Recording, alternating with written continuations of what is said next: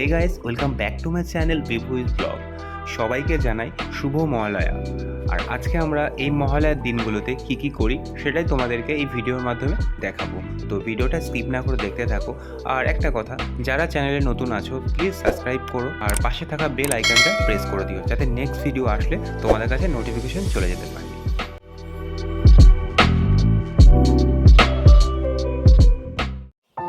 এখন আমরা আছি গৌরাঙ্গ সেতুর উপরে। এখান থেকে খানিকটুখানি গিয়ে আমরা নিচে নেমে যাব। সেখান থেকে আমরা যাব গঙ্গার ঘাটে।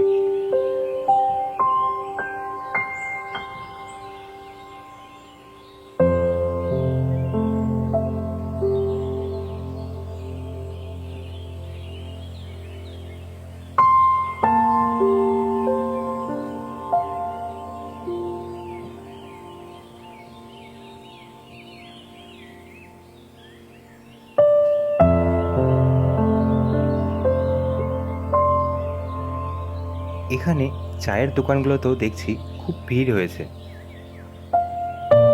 আমরাও এই ভিড়ের মধ্যে একটু চায়ের ব্রেক নিয়ে নিলাম।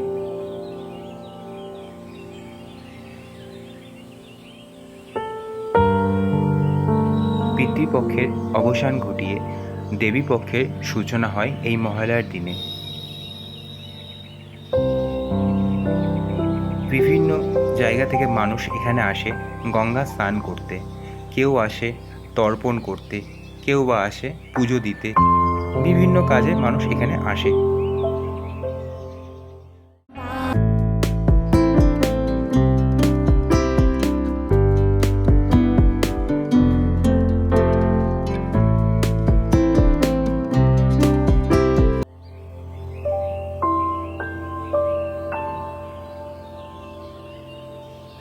সকাল হওয়া মাত্রই মানুষ এখানে এসে ভিড় জমিয়েছে।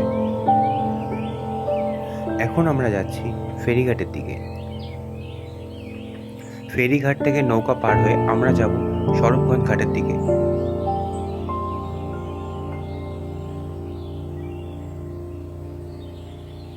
ফেরিঘাটেও এসে দেখি মানুষের অনেক ভিড় রয়েছে।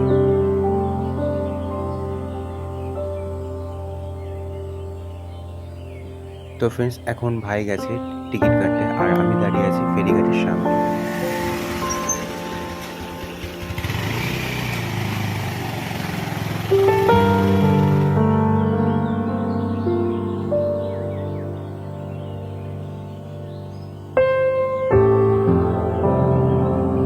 দেখতে পাচ্ছ এখন লঞ্চে করে নদী পার হচ্ছি।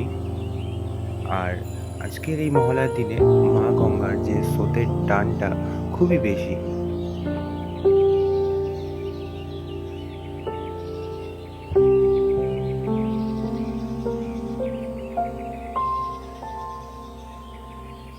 গঙ্গা পার হওয়ার সময় এখান থেকে দেখতে পাওয়া যায় মায়াপুরের ইস্কন মন্দির।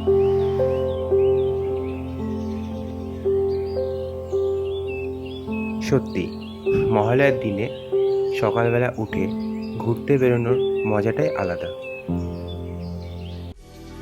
ফ্রেন্ডস, আজকের মতো ভিডিওটা এইটুকুনি। যদি ভিডিওটা ভালো লেগে থাকে তাহলে লাইক করুন, কমেন্ট করুন, অ্যান্ড চ্যানেলে যারা নতুন আছো প্লিজ সাবস্ক্রাইব করুন। আর সবাইকে জানাই শুভ শারদীয়ার শুভেচ্ছা।